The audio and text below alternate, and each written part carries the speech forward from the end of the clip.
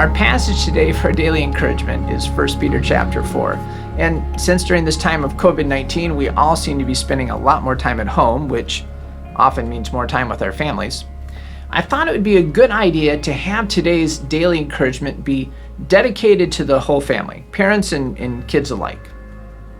Now, I can tell you for our family, this is a very special chapter in the Bible, 1 Peter chapter 4, because in our house, we have something that we call the child's family values. These are rules that we strive to follow in the child's household. So they are love God, honor family, be kind, seek adventure, work hard, have fun.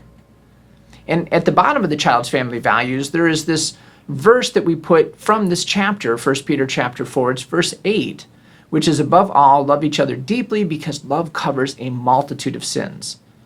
This is also a verse I often pray over our church because in the end, it is through our love that we reflect Christ's love into our world. Our family values, along with this verse, are tools that we use to help keep us focused on God and set goals, but also to address conflict. Another resource that can be very valuable in helping to deal with conflict is the Peacemaker series of books that I've mentioned previously.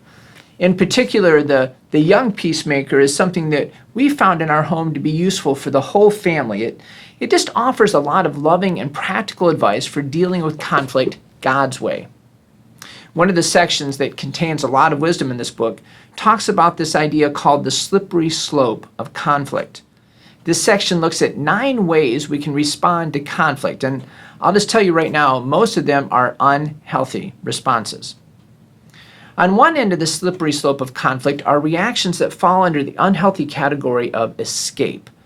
These actions include such things as denial, so pretending a conflict does not exist or refusing to do what we can to work it out, and it is always a wrong response to conflict. An even worse method of escaping from conflict is blame game. So instead of taking responsibility for our choices, we try to escape their consequences by blaming others for the problem. So we pretend we did nothing wrong, or we cover up what we did, or we even lie about our contribution to a conflict. And at the extreme end of the escape reactions is run away. Running away from the person that we're quarreling with is only acceptable if there is danger of harm. Otherwise, this response does not solve problems.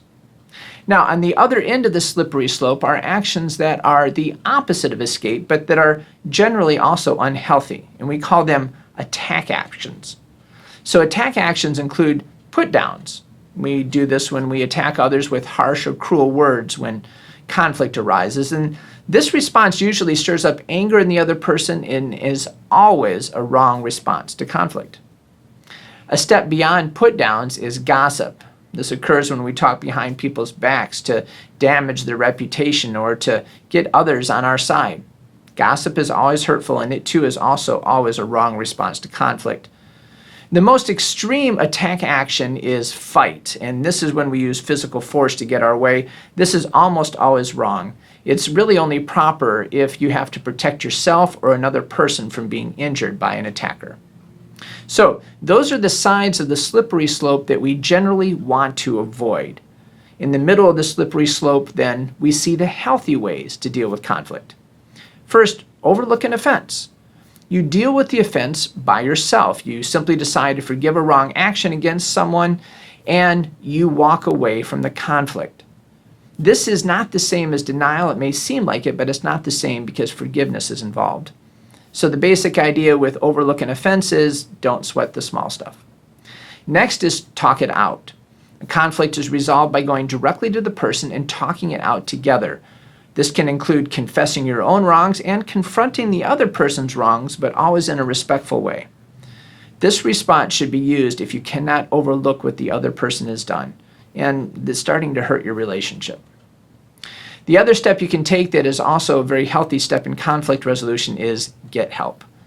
When you have a conflict, it is often wise to ask someone else, such as a parent or teacher, pastor or friend, to help you decide how to handle the conflict so that it won't get worse, at least not from your side. This is also known as coaching, and it's basically asking someone else what you should say and how you should say it. So, the next time you have a conflict with a friend, coworker, fellow student, neighbor, or family member, do your best to stay in the middle of the slippery slope of conflict resolution, which means avoiding deny, blame game, and run away, and avoiding put downs, gossip, and fight. And instead, focus on either overlooking the offense, or talk it out, or get help. Following these steps will help you be a peacemaker like Jesus.